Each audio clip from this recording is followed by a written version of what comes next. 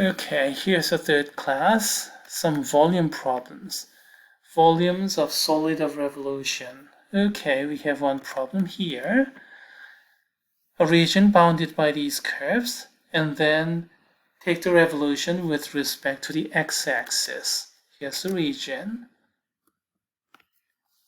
between sine of x, cosine of x, and the x-axis. We have the blue region between 0 and pi over 2.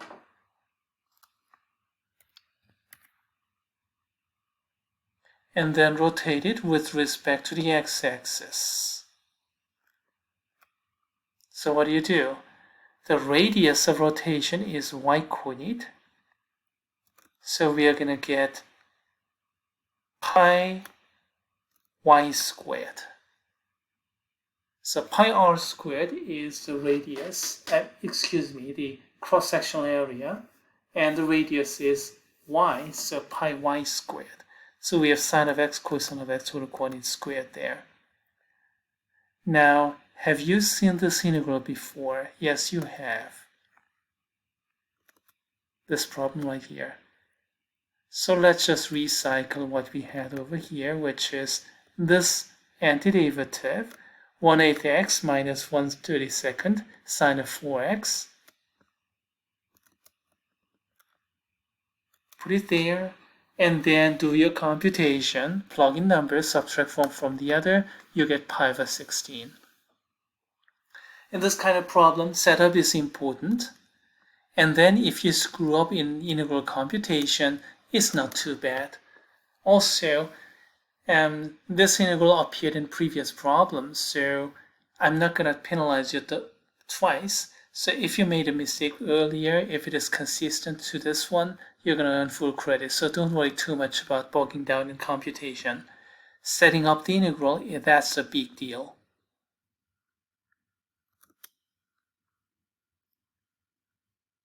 Okay, how about the next problem? This region, this time, take the rotation about the y-axis. What does it look like between log of x and 0? We're looking at this kind of thing. Y equals to log of x is here, and then y equals to 0 is that one. Between 0 and 1, so we have this red region. And take the rotation about the y-axis. Now, as x gets very, very close to 0, we have the vertical asymptote forming. So if you take the rotation, you're going to get a horn that is infinitely long. Now, will this area over here decrease quickly enough so that even though length of the horn is infinity, will the area finite? Or maybe not. Let's find out. Now, how do I get the volume here? You can use washer method or rotor method or coin method, whatever. Pi r squared and then integrate it. Radius is x coordinate. So pi x squared, and then y is going from negative infinity to 0. So you can work out like this. V is pi and integral y goes from negative infinity to 0 x squared dy. You can work it out like this. You see, y is going from negative infinity to 0, and the radius is x. The cross-sectional area is pi x squared. And then here, what do we have? We have y equals to log of x. And then we have x squared, so I have to get backward, the other way around.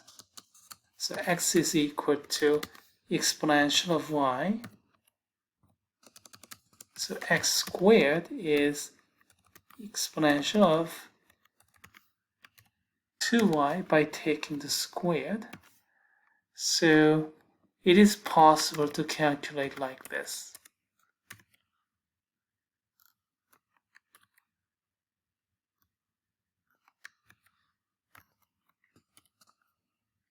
And then let's finish this computation.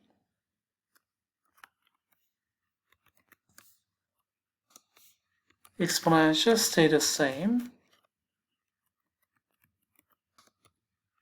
But then again, I need 1/2 here in order to undo the chain rule. And y is going from negative infinity to 0. And let's see how it works. Pi, and then plug in 0. 1/2 e to the 0 power minus 1/2 e to the going to negative infinity, right? This is what we get. And pi 1/2 and e to the 0 power is 1.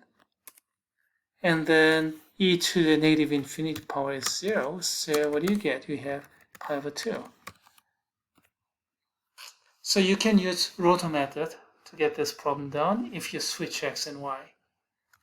Let me go to the picture again. Cross section is this horizontal, so radius is x value, various x values, while y is moving from negative infinity all the way to 0.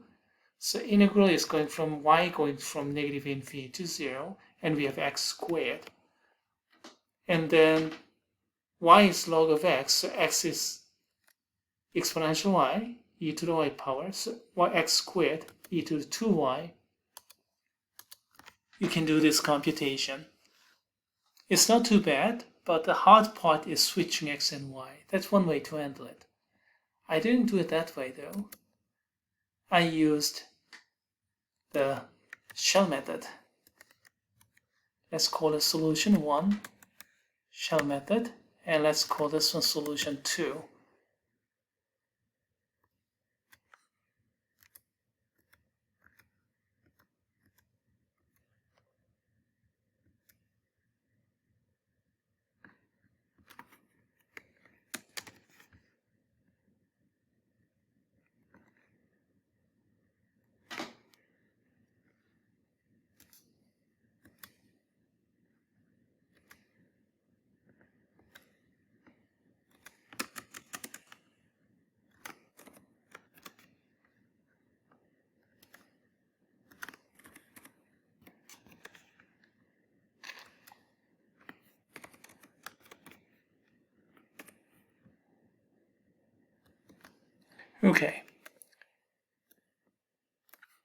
Okay, I completed summarizing that washer method, and let's do the shell method here.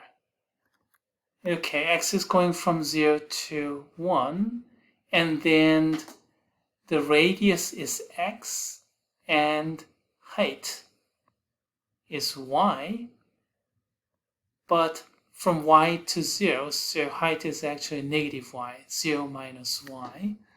No sweat, as a matter of fact, just do y, and then in the end, if you get a negative value, you can flip it up to the positive.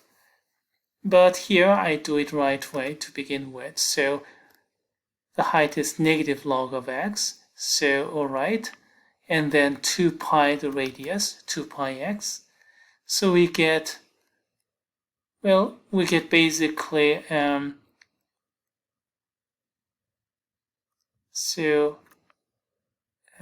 basically you get this integral.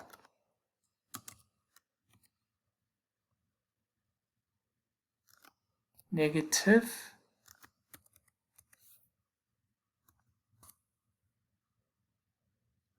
okay.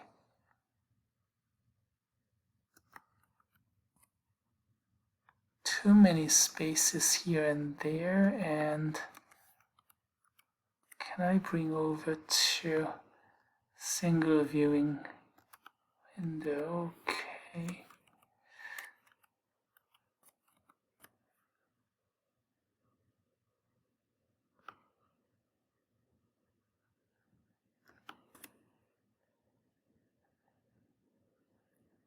Oh, never mind. Let's just go directly here. Okay. And as for calculating this integral, it's not too bad as a matter of fact. and that is nothing more than integration by part. Log of x will be u, and 2 pi x will be v prime. So the derivative of log is that, but okay, all right.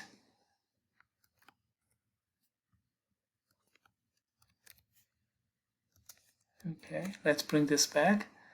And then this is u, and then the antiderivative of this is v prime. So u, v, and then u prime v.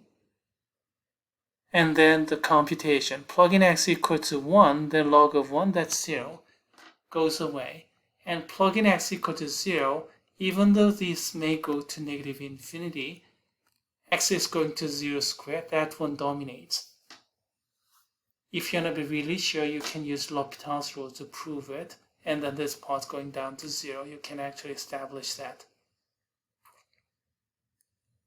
And then how about the other part? That's an easy integral after simplification. And then plug in the top, plug in the bottom, subtract from the other, we get pi over 2 as before. So this is shell method.